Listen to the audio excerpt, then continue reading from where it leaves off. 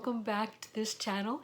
This is Mind and Muse Crochet and Fiber Crafts, and this is a podcast about the crafty side of my life, a place where I share with you everything that I've been up to in the previous weeks in terms of my crafting. I come to you as always from the western side of the island of Puerto Rico in the Caribbean. I'm going to try and get a little bit closer here because I am having problems projecting my voice, and therefore I need to get closer to a small mic that I have connected to my system here, and I don't know if it really does any better, but I am going to try. So, my name is Caroline, and I come to you from the western side of the island of Puerto Rico in the Caribbean, where I live with my husband, and this is my what would we call this? My non-paying job. As I've heard Clarissa of the Crochet Cakes podcast say, this is my non-paying job. My actually paying job, I am a math professor at a local university, and right now we are working from home. So over the past couple of weeks, I have been teaching courses from home, and I have two part-time jobs. The second job does not require me to teach, but it does require me to prepare some materials that will later be used by students who need tutoring in certain classes. So it's been a lot of work. That's all I'm going to say about it, because I ramped about it for a little bit on the previous podcast, and so I'm not going to go into it anymore now. I will say, for those of you that wished me the best of luck, that it has not been terrible. I've been working a lot, but it's because I had no materials basically online for my students, so I've had to recreate the classroom online little by little with the materials, with videos, looking for free textbooks that they can use, and trying to respond to their doubts in a different setup, right, over using mostly email or the messenger that is provided by the platform that I am using. So it is, you might not believe it, those of you that love to text, but it takes more time and more effort to type a message than it does to say it. So, how are you? I hope you're well. If any of you have become ill with this virus that's running around, please let us know so that we can have you in our thoughts and in our prayers, and lots of good wishes and karma go your way so that you can have a speedy recovery. Don't feel that you need to suffer this in isolation. You don't. The world is a different place now. Physical distancing is not the same as social distancing. I will tell people, it's not the same. You can be physically distant and yet be very socially present. So be socially present with us. Talk to us, write to us, send us emails, send us comments on the video, and we will keep in touch, and we will help you and provide you the necessary companionship that you need during these rough times. And so, although I am up to my ears in work that I should be doing, and don't let anybody know this, but I haven't done housework, so that too. Although I have tons of things I should be doing, I just wanted to stop by, especially because this weekend, although it doesn't feel like it, for many of, I don't know if I should say us, because I do not celebrate Easter in a religious way, but I have very fond memories of my Easter as a young child, and although I did not pass all of those traditions on to my children, we did some of them some of the time, and I guess the tradition that most passed on was the fact that we celebrate everything, and so Easter seems like a good reason to celebrate again.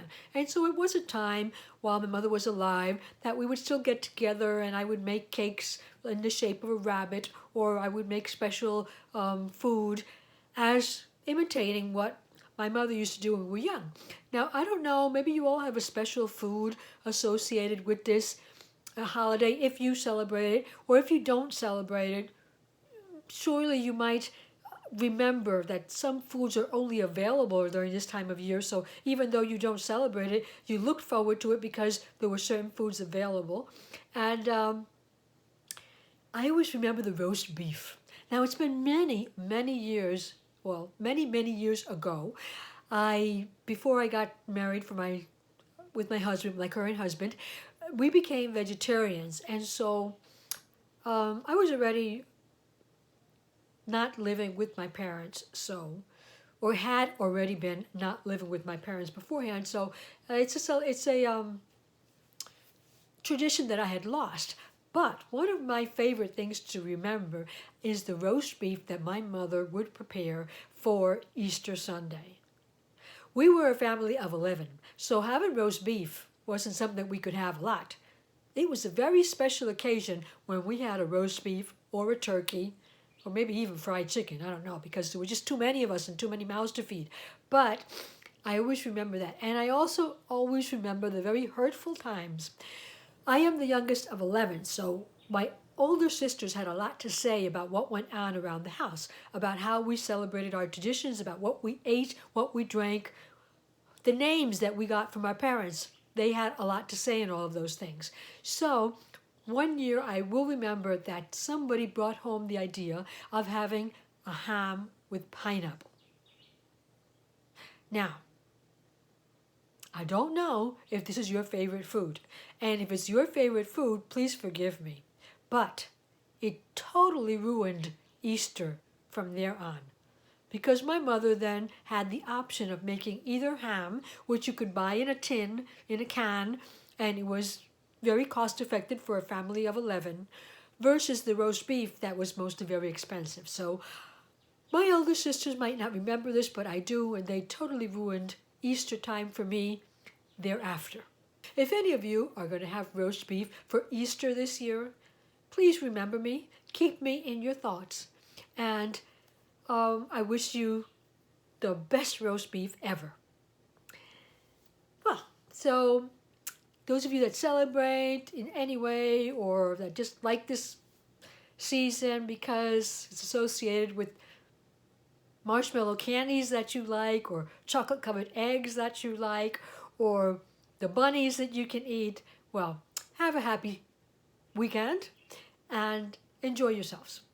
Amidst all of the confusion and all of everything that's going on, enjoy yourself.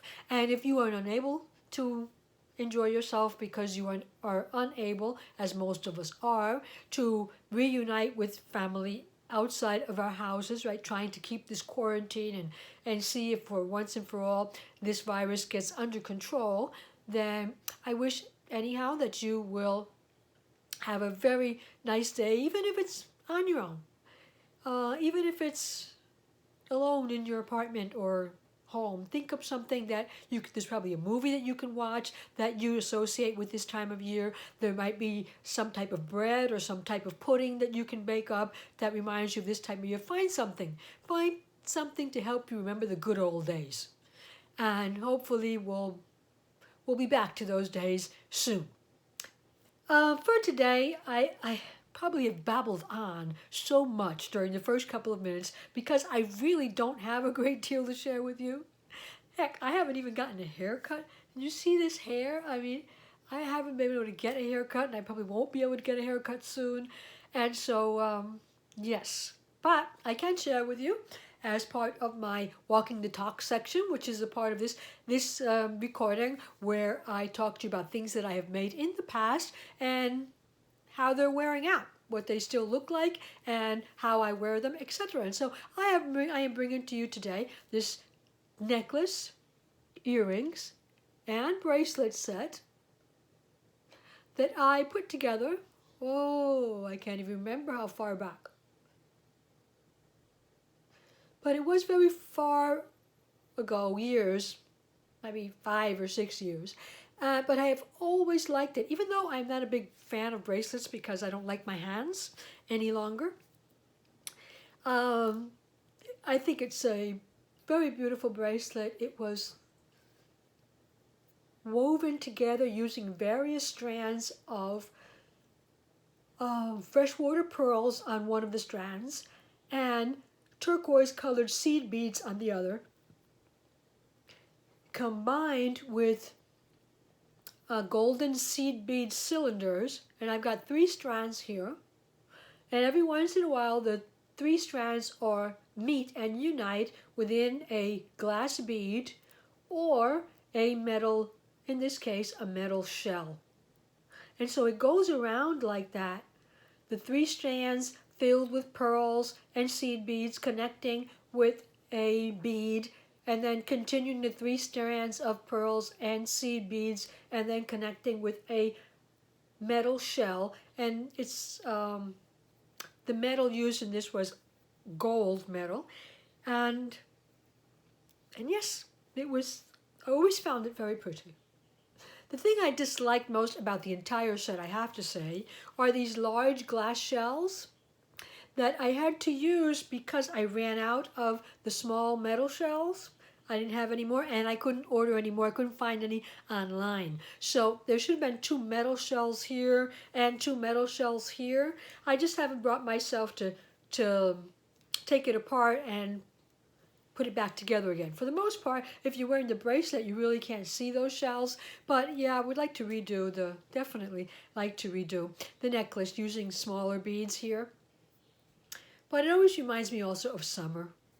I think it's supposed to. But the colors are like pastel. The pearls all have pastel colors. So it also reminds me a bit much of spring. A bit much of spring. And so yeah, I'm sharing it with you today. I am recording this on a Saturday, which is way, way out of my norm, out of my habit. I rarely, if ever, record on a Saturday, but I really want to try and get this up so you can at least see this on Easter morning and during the Easter day. If you have to be isolated because of the illness that is running around the world, well, don't be so isolated, and I'll join you, to accompany you for a bit. Okay? So I got all dressed up for you today and to share with you my makes. This is one of them. Wearing this makes me very happy because it always reminds me of Clarissa Beth. It was one of her favorite sets, and it also reminds me of spring and better times. So I wanted to share that with you today. I also have a make here that is very apparent because it's all in our face here, which is a wall hanging that, yes, technically it is not complete because the rainbow is all out. I went down that rabbit hole, right? I went down the rabbit hole, and this is the rainbow pattern by Creative Crochet Shop. It's C Creative Shop, I think, or CC Creative Shop on Etsy. And on Instagram, she is Creative Crochet Shop. And it is a paid-for pattern, and it is available on Etsy. And it's a bobble stitch rainbow. And this is about as rainbowy as I can get because I am not one to have a lot of the more pastel colors associated with rainbows. So I made my rainbow. This is all, is it all? No. It is some Stylecraft DK that I held double. And there's some Stylecraft Chunky here that I purchased online from Crafternoon Treats D-Stash that she had.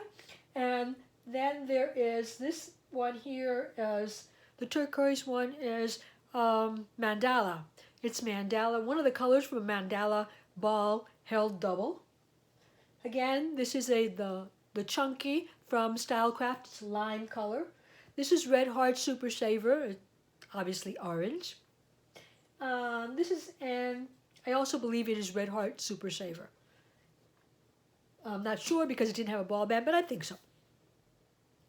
And so the rainbow was a mimic of the patterns. Let's say it is one of the options that she talks to you about in the pattern, about things that you could do with the rainbow. The fringe here was a lot longer, but little by little, as I tried to get like this upward movement, I wasn't very good at it, so it got smaller and smaller until I just said, I'm going to leave it like that because I'm going to end up without any fringe at all.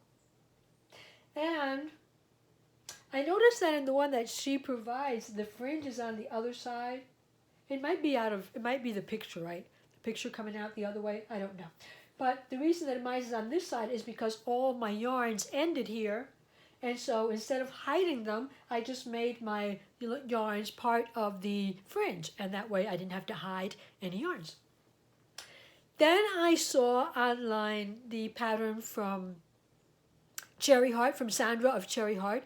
I know it has something to do with a silver lining. I can look it up for you for a minute. Silver Linings Hanger, it's called, on Ravelry. And, well,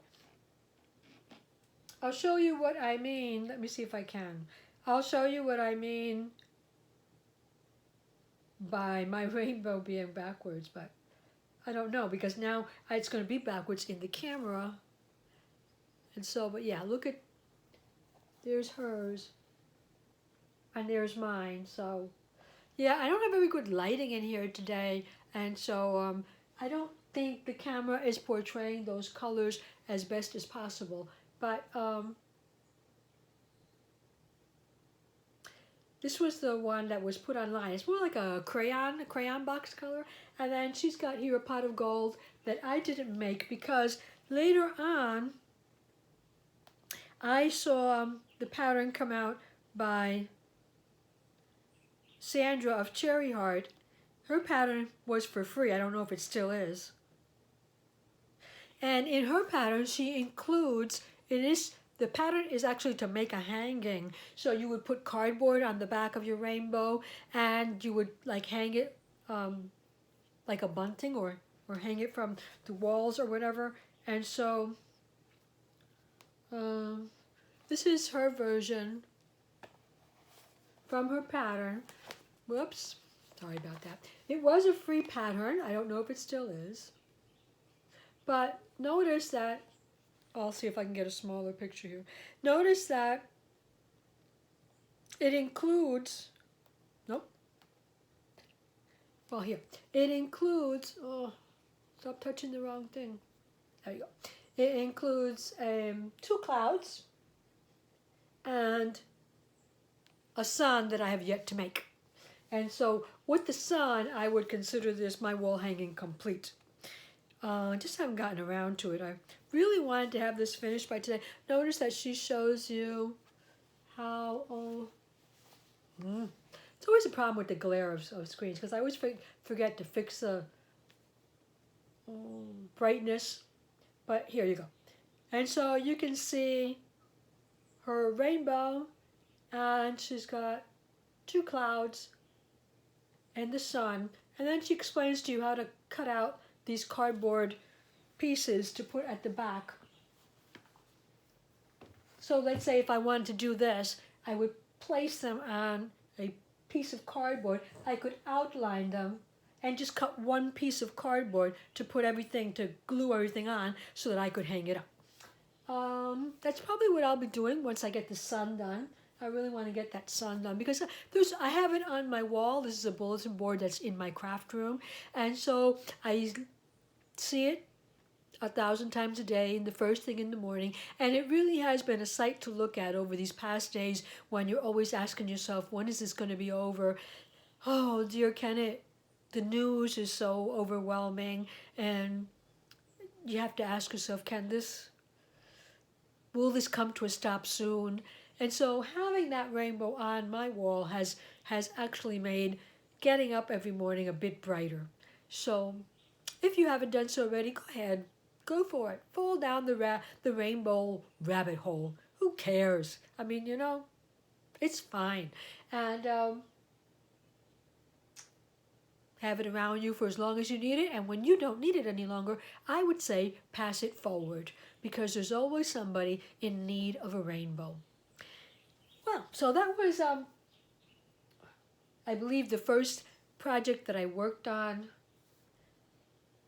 to deviate from that one project that had been taking up all my time over the past weeks. And you all know what that is, right? Well, if you've been here for the past couple of weeks, you know that that's my Taroko sweater. And so I'll give you an update on that. I had wanted to have more of it done, but well, let's face it, life has gotten complicated and I'm not going to hide it. I'm going to keep saying it until it stops being that. But anyway, this is my Taroko. If you don't know, Taroko is a paid-for pattern by Nomad Stitches, and you can find her pattern on Ravelry. It is a top, and it is a beautiful colorwork top. Some people have told me that you could call this tapestry crochet also. And I say I really don't care what it's called. I think it's beautiful. Not necessarily mine, but I think the idea of it is. And so this is what I'm up to on my Taroko sweater. Do you even remember where I was at the last time I talked about this? Yeah, I'm pretty sure that I was about there. I hadn't started yet the lace. And so that's what I've done over the past couple of weeks. And I can tell you that I am one row away from splitting for the sleeves. Yay! One row away from splitting for the sleeves is important because once you split for the sleeves in a garment, it kind of like feels, I don't know why, because you have the sleeves to go and the body, but it still feels like you're getting somewhere. So I worked this up in this secondary gray colorway. That's my Kobasi yarn, if you'll remember. I think this is the Seattle Sky colorway.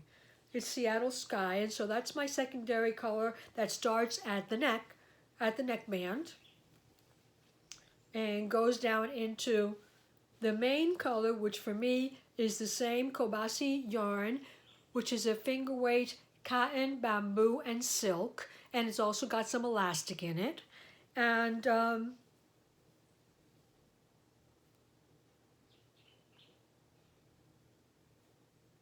that color I think is just turquoise.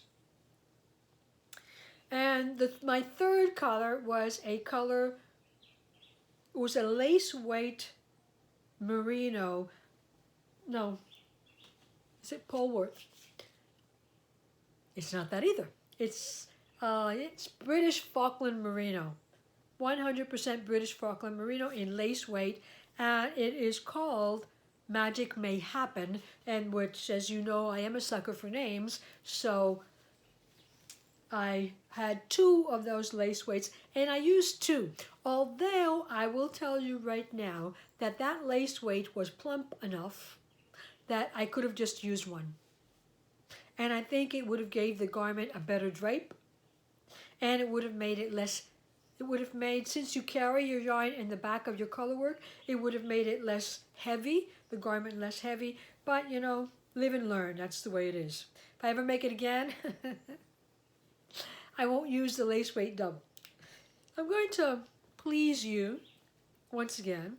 Everybody seemed very happy the last time because I tried it on. So I'll please you again. But this time I'm going to put my glasses back on because if not, I squint. And so my insecurities, if I take my, I guess I'll leave it inside. It's of no issue. So there it is. It is a top-down design with a round yoke. It's got that section of lace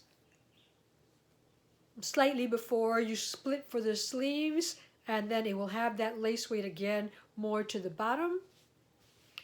And so, yeah, you see? It's pretty far down. I'm just missing to finish this row I'm on and 1 more, and supposedly I'll be able to split for the sleeves, and I'm thinking that I won't be able to. I'm thinking that I'm going to have to make this yoke a little longer, because if not, it might be uncomfortable, although I do know that crochet stretches. Well, that's more or less how it would look when I close for the seams, for the sleeves. So I'm very happy with it. It is slow because when I work with it, trying to make sure that these center crochets come out right, that you're actually going through the center, and for me, it's time consuming because I go very slow to make sure that they are correct. I think it's paid off. I haven't had to rip back. and I haven't had very many mistakes. I have had a few where I have gone too far up or too far down when I went to make my center. Instead of going into the V that's underneath, I have gone into the next V underneath. That has happened a couple of times. Specifically when the stitches are very small because I pulled too tight. Remember that I have told you, I shared with you, there's nothing to be afraid of here. I was really afraid of color work and I didn't think I could handle it. I took this project on as part of my Mission Impossible Mal, of the Mission Impossible Mal by Hannah of the Cozy Cottage Crochet. This was going to be my Mission Impossible project. Well, it still is. I got a long way to go, so still something could go wrong. But I have, since I started it, lost my fear of both the central single crochet stitch and the color changes. It has gone well. It has been comfortable. I've not been anxious about it, and I've been able to work on it a lot of times without thinking about it. For example, this last part down here, I've almost been able to work on it entirely without looking at the pattern, because you realize that each row you're going to stop one before the central single crochet in the new color of the previous row, and you will continue to one after. So you're always adding 2 stitches around them, and so it's easy to remember. That's all I wanted to say. I don't want to give anything away, but I will say that it's easy to remember. So that's the color work. I think it's going well, and I will not have this done anytime soon, but I might stop talking about it as I begin to carry on more projects, or I might not, depending on how much progress I have week after week. I might just continue to share my whole journey with you. This, if you remember from a previous podcast, was a top that I was making because I wanted to take it with me to my anniversary trip that was going to be to Vienna, Austria this year. But we were unable, obviously, well, not obviously, but we were unable to make the trip due to the obvious circumstances. And so it has been postponed, but we don't know for when. And so we haven't rebooked because the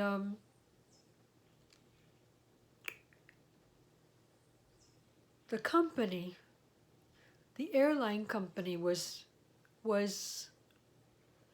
polite and courteous and helpful enough to tell us to just wait it out and to rebook with the company, not through the internet or anything like that, rebook through the company by phone when we were ready to rebook it. I think they give us a year to rebook, so we'll see what happens. By that time, I do hope it is done. But you know how things go in the crafting side of your life. It is not something that you can always assure, because although I know my friend Stasia from Russia. Hi Stasia, if you're watching this, would probably have had this finished 3 times over. She might have finished 3 of them by now. But that's not going to happen to me. It's going to take me a while. And so I will share it with you as I continue. As I have said several times in the past, here we go. Nothing to fear as long as you keep your crochet loose. That's the key, because you're already using a very big hook for very thin yarn. I'm using fingering weight, and my hook is a 5mm. But you really can't tell that that is being done with a 5mm hook. So it does the job. It does the job of keeping your stitch loose enough so that when you go into that V the next time around, it's going to tighten up your work, and it will tighten up your work without making it too tight if you have maintained your tension loose enough. So yes, if you've been thinking about that, don't think about it anymore. If you've got the yarn, go for it. It's a lovely project to work on. Okay, so the second project that I was working on this week, that I worked on with that did I work it on? I think I worked it on with the 4mm Odyssey in red. The 4mm Odyssey in red, which I also love. I got this as a gift for myself for Valentine's Day. This is a 4mm. I love it. I love it. I take care of it so much because they say if they fall on the floor, they could break. So I just try not to let it fall. And but I just love the color, and it just makes me want to crochet. But with this, I've been working on 2 projects this week. One of them is up here. And I'll turn around and get it. It was a project that I was not in love with originally. But it's grown on me a bit. More from this up. I don't know. It's just that I don't think it came out so well for me. I've seen other people for whom it has come out. I love the tail though. From behind it looks pretty cool. It's just from the, I don't know, front and side. Anyway, this is another rabbit hole, and the pun intended, because it is a rabbit, or supposed to be a rabbit. The idea is that there were a lot of, I guess, posts or messages going up on Instagram, and I don't remember if I saw any on YouTube particularly, but there are a lot of videos recorded on YouTube that help you turn a square or a rectangle into a bunny, into a rabbit. And it doesn't matter, the thing about it is it doesn't matter if you use a piece of fabric, if you use a washcloth, if you use a dishcloth, or if you use crochet or knit. They all turn out to look pretty similar. So there are many versions of this up. One that I saw go up recently, I had already started this when the Make and Do crew, Jess from the Make and Do crew, came out with her tutorial. In her tutorial is a free pattern on her blog. You can pay for a version and get a version without ads, but I read it from the blog. It uses just a single crochet. Now I was trying to come up with a stitch that would make the rabbit look a little furry, even though I didn't have furry yarn. Jess from the Make and Do crew achieves that by using homespun, I think is it Red Heart Lion Brand? I don't know who it's from. The homespun yarn, Lion Brand, because she represents Lion Brand, so it's Lion Brand. And it does look pretty fuzzy. But for this one I used, let me just slip around here for a minute because it's at the back. I used this yarn. Well, I didn't use this yarn because it's all here. But I had 2 of these, and this is Red Heart Unforgettable. Have any of you ever used this? Red Heart Unforgettable. I only bought it because it was on a sale. And this one is called Pearly. I also love the color. But it's a terrible yarn. I'm sorry, Red Heart. I just have to say it. Because, well, first of all, it pills like crazy. But that would have been okay. I wouldn't have had a problem with that. Not for the project that I was working on. But the other thing about it is that you just can't trust it because it's got all these spots where the yarn goes thick and then all of a sudden goes really thin. And so you've got tons, well, I can't say tons, but there are many places where the yarn goes like this. Like that. And the thing about this is that it breaks. So even if you wanted to, for some reason, to continue and to work it through, you can't. Because the yarn splits at that point. I mean, it just falls apart. So that made it a very, what would I say, uncomfortable project to work on. I was unhappy with it a lot. So it's 100% acrylic. This is a 3.5 ounce, 100 grams, and it's got 270 yards. They recommend a 6mm crochet hook. But I'm thinking it's because of the parts where it goes thicker. Because I worked it up with a 4 and it was fine. This one is worked up in 4mm with a 4mm hook. And the idea is that you crochet or knit or cut from fabric or use your washcloth that is rectangular or square. And then with the rectangle, let's go from the center of the rectangle to the top, you construct an isosceles triangle. If you remember from your school math, the isosceles triangle is a triangle that has two sides the same length. So the bottom part is the width of the whole width of the rectangle, and so that is actually bigger. And then you go from the edges of the rectangle up to the midpoint of, if you were to fold your rectangle in half lengthwise, that midpoint, and you actually sew like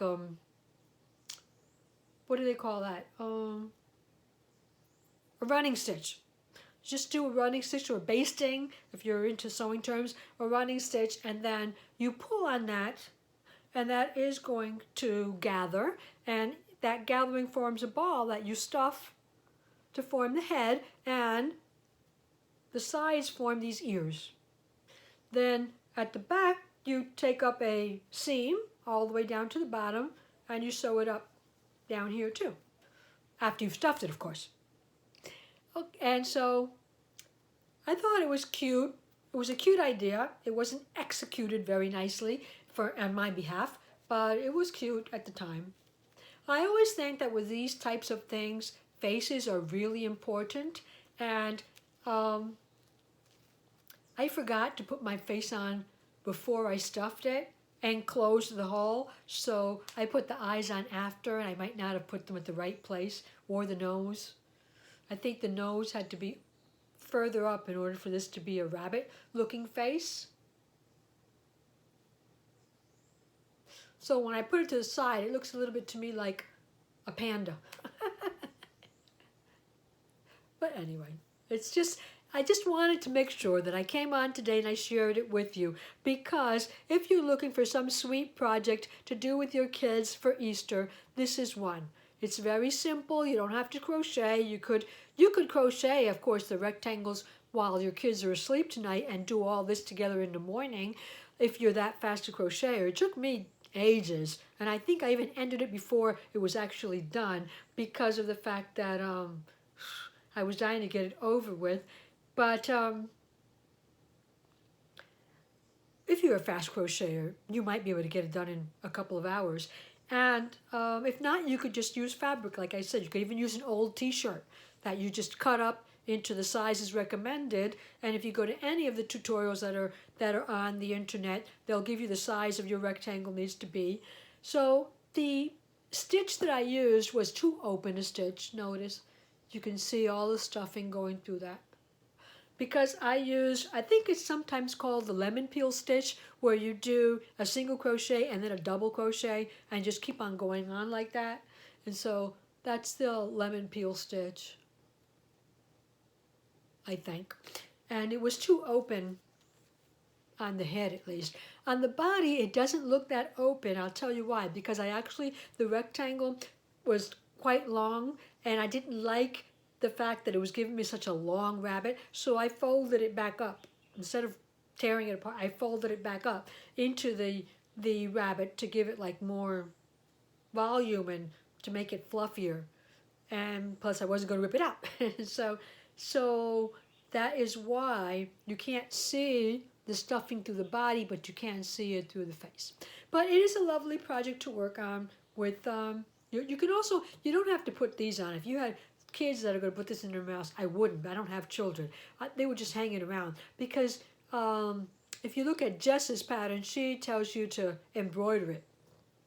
There was no way I was going to embroider that and it was going to come out looking anywhere nice. So I just put those eyes in. If not, I probably would have put on buttons or something. So there it is. The Easter bunny made out of one square or rectangle. And I thought,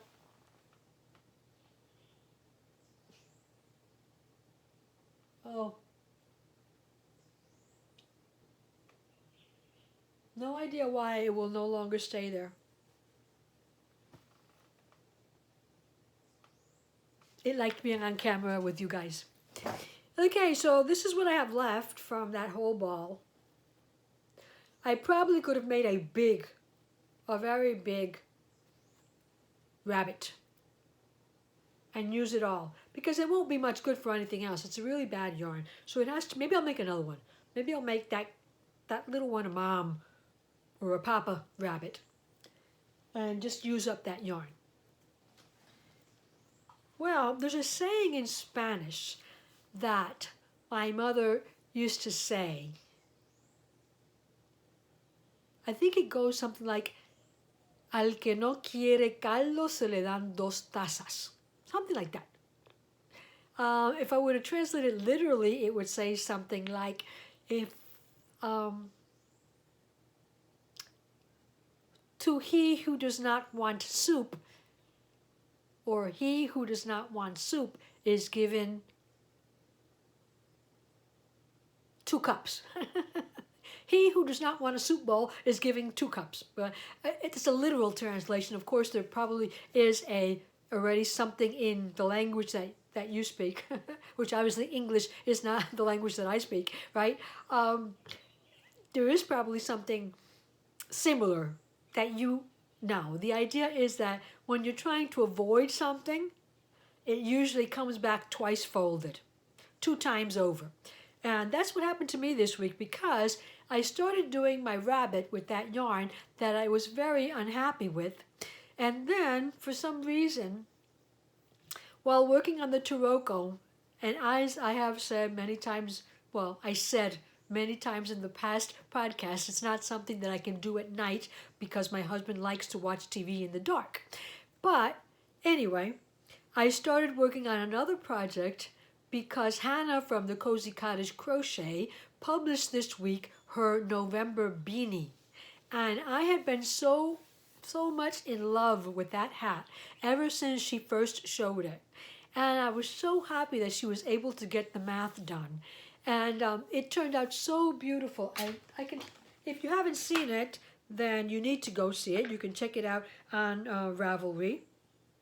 It's a paid-for pattern on Ravelry, but it is a pattern that has one of those adjustable payments that you can like pay.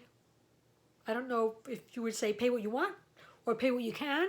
So you don't have to pay the entire price. You can pay whatever you feel you can pay for the beanie. And no, her November sky beanie, I already have it in my documents, so I don't need to go to Ravelry. So there it is. Let me see if I can get them. There it is. Look how pretty. Look how pretty that design element. I found it so pretty, and I was so happy for her because she was so anxious about, she was so upset about the fact she had put it to the side many times because she had not been able to get the math right.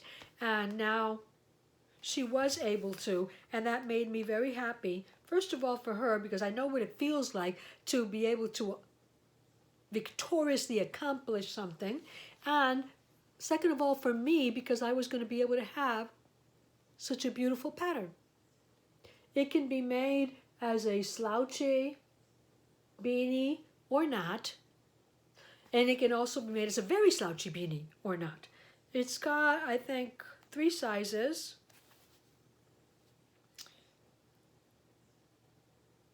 She calls it an intermediate, and I can see why. Hannah, does it have 3 sizes? Child, teen, adult, small, adult, large. 4 sizes. 4 sizes. Child, teen, adult, small, and adult, large. And I've been working on that. Now, to work on that, I chose I chose the sister yarn to the yarn that I just showed you, which is this one. That's my dog barking in the back, but I'm not going to stop because I want to get this done. This is the Bistro colorway. And it is equally, it makes me equally unhappy, and it's uncomfortable to work with because of the many places where it goes thick and thin. Okay? You'll notice thick and thin. At some places it is probably as thin as thread, and at other places it's very thick. So, not a good yarn choice, but it's okay because I made several mistakes by misreading the pattern because obviously, is there nothing that I can do right? I misread this pattern several times, and so what you are going to see is not the original version. It's not Hannah's version. It is my modified, without wanting to modify it, version. Because when I realized that I had modified the design, it was too late from my point of view to turn back. I wasn't going to rip it back because I hate working with that yarn. And I knew that I was going to just have to, it was going to break on me. So I just left it, and I said all the more reason to make it with another yarn that is more similar to the yarn that Hannah used, so you can get that really nice stitch definition, which you're going to see that I am not getting here. Okay, so I don't have it on my head today. It's not finished yet, but I have it on the model's head. And so here it is. Let's see. There are my not so nice post stitches that create the V stitch.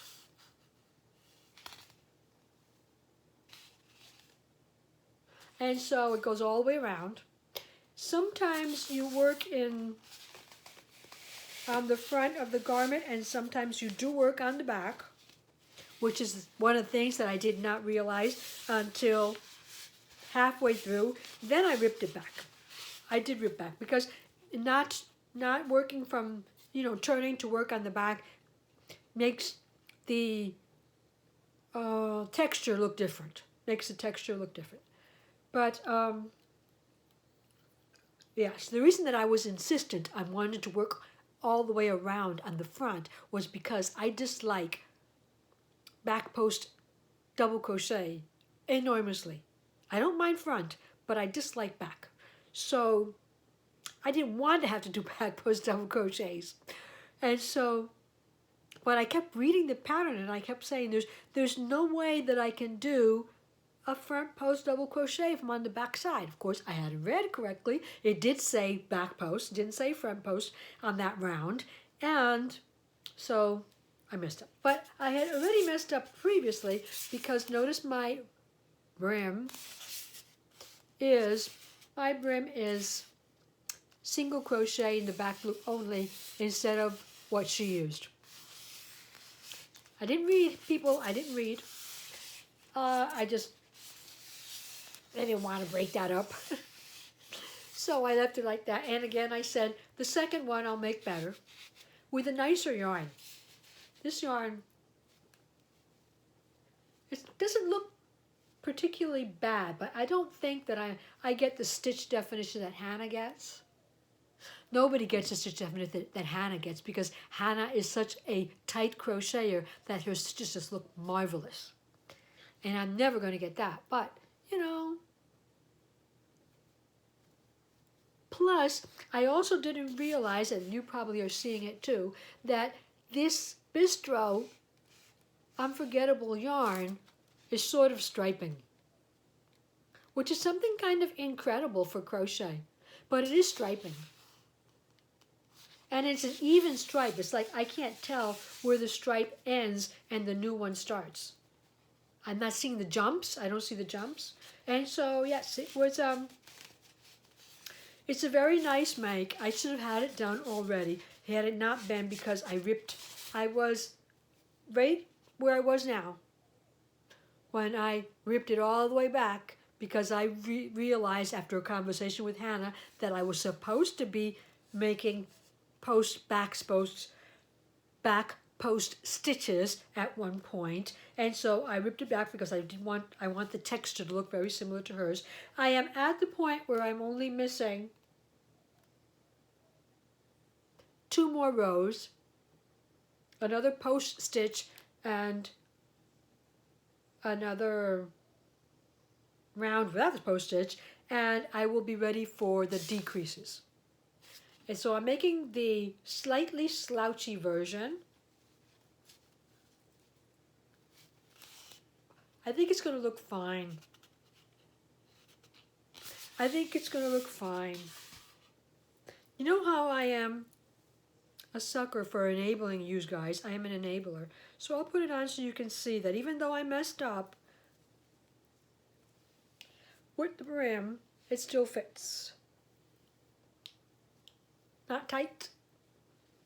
Got the right number of stitches.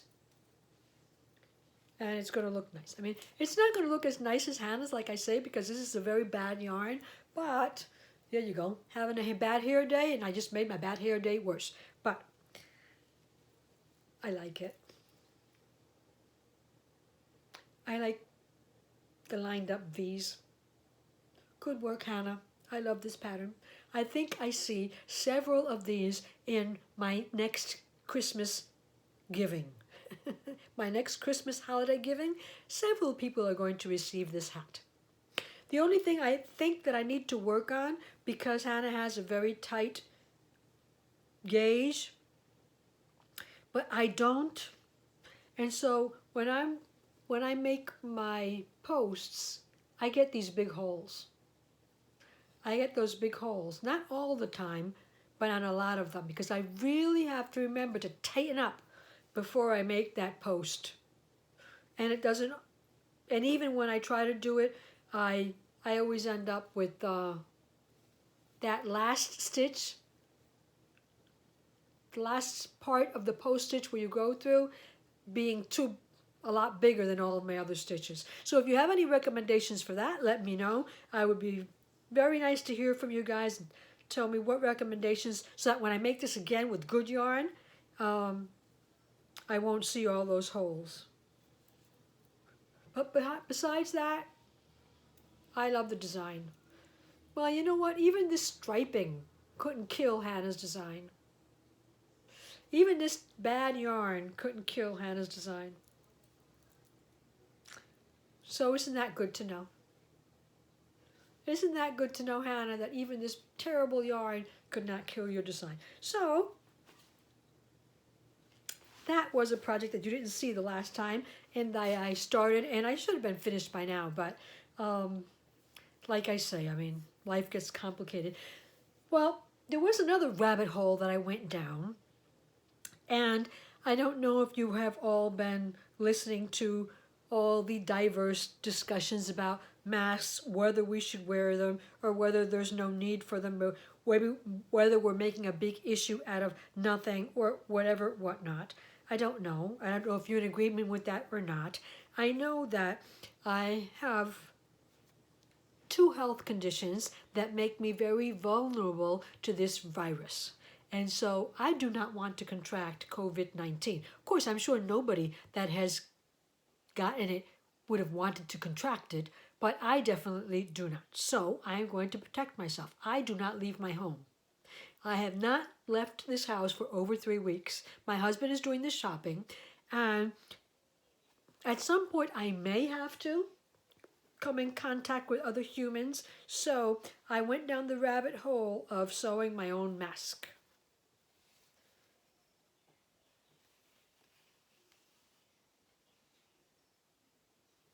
It is a pattern from Sarah Maker on YouTube, and she's got a video. She's also got it on her blog. It's one of those patterns that you can open up and spread it out more if you have a bigger face, and you can also insert a filter here. I think it was even the CDC mentioned the possibility that if in your cotton homemade mask you wanted to put a coffee filter, it was believed that that might help filter out. But I don't know.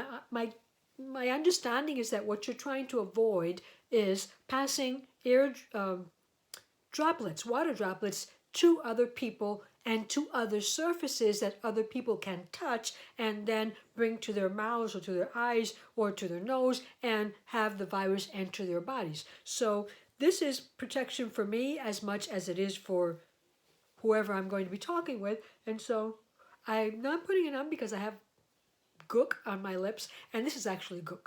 I mean, I wear some pretty good lipsticks, and I love wearing lipstick. I don't have a problem with it. But this, it's not actually a lipstick.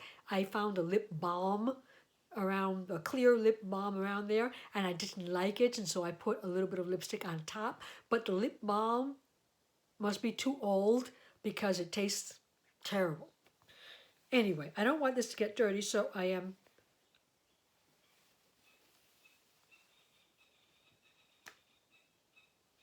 I kind of look to me like a skeleton, one of those skeletons that come in the movies.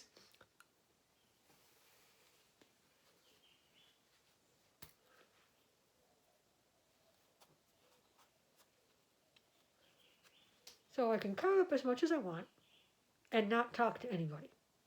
And if it's got a filter in the middle, if it's got a filter in the middle, then it, at least I think that the filter could absorb the water, the vapor that comes out when you breathe. I mean, especially if you put it on too tight, you're not going to have any air flowing in between the mask and your face. And then the filter inside could absorb some of that humidity, some of that water vapor that's building up on the cotton. The idea, anyway, like I was saying, is to protect yourself and others from your droplets and to protect your face from other people's droplets so that it doesn't come in contact with your mouth or your nose. And then this, I wash every time I use it because it's cotton 100%. It just goes in the wash. And if you're obsessive like me, you can give it an iron once it's washed. And I don't need to throw more paper into the environment, and I don't need to pay if I can find a mask. A couple of weeks ago, the last time I went to the pharmacy because I was picking up some medicine, which was more than 2 weeks ago, they had some masks on sale, some of those N95 masks for $6 a piece. But the pharmacist told me that they could not be reused, that it wasn't recommended that they should be reused, that if I were to use them, I might be able a couple of times to wash them over with alcohol and let them dry, but they should not be used in that way for a long period of time. So, I mean, it was impossible. Well, maybe every 2 weeks it wouldn't have been that bad, but if my husband, I was getting them more for my husband who needs to visit his parents in the evening to give his father some medication, and he wasn't going to be able to put that on and throw it out every night. That's $6 a night. We couldn't do that. So I saw some of them online. Some people were selling them, and I just, the cost of shipping sometimes was almost as much as the item itself. And I just thought, there are people out there that need those more than local to whoever's making them, that need those more than I do. And I just didn't want to put the postal workers in harm just for something that wasn't essential for me. So I said, stop being lazy, get off your butt and make it yourself. And I did. So I hadn't had sewing in a long time, and so if you're not a sewist, like I am not, but you just got some skills, it is not difficult to make. This you could even actually make by hand. You don't need a machine because it has very few seams. If you use elastic, you don't even, I had to seam this up because I didn't want to use elastic. I wanted to use, I didn't want to use elastic over my ears. There was a version of it. There was a version of it that came with elastic. I did the version where you used ties out of the same fabric. And so there it is. I think if you're in need of a mask, you can go. As I said, this one is from Sarah Makes, but I downloaded more than 5 different, not only PDFs, but actual patterns that I could print out, put them on top of a piece of fabric, cut around them, and then sew. So people are really putting all themselves out there to help avoid the continuation, the continuing spread of this virus, and to see if we can put some dent into all of the people that are getting sick. So, fell down that rabbit hole too. Figured it was something that I would need at some point. You never know when somebody's sick, and like I say, I have several illnesses that make me very vulnerable, and so this is not going to be the first nor the last time that I'm going to have to wear a mask, and I have no problem with it. I don't see what the problem is. You want to protect yourself? I understand you're not protecting from maybe germs that are in the air, but we all know that this is not airborne. This is a virus that you contract through water droplets. So anything you can do to try. I was uneasy about putting interfacing into this. I didn't put any interfacing in it. It's just got 3 layers of fabric because I didn't know if the interfacing that I had been chemically treated. And so I didn't want to be breathing into something I didn't know what it had. So I just used 100% quilting cotton that I had left over from all the fabric that I have purchased and never made anything out of. So it's a very quick make. Like I say, you could make this with your children. You could even sew it by hand, and they will appreciate the mask makers, I assure you. And you can also connect this to so many other things that have to do with science, and how does this actually protect me, and does it keep dust away from me? And you can go into all the scientific points and views on the mask that you're making at home. So just something else that I wanted to share with you this week. It's been a long 2 weeks, more than that. It's been about 3 weeks since I last spoke to you. I hope that this will be up by Easter Sunday. If it is not, if it goes up later, then a belated happy Easter to all of you. If you don't celebrate Easter, then anyway, my best wishes for the spring season that is approaching us here in the northern hemisphere, and also my best wishes so that we'll be out of this soon, right? Life will move on for real, and we can move on out of the COVID-19 era pretty soon. So until we meet again, take care of yourselves, keep yourself safe, keep yourself healthy, and a little bit of crafting never hurt anybody, so go for it. Bye for now.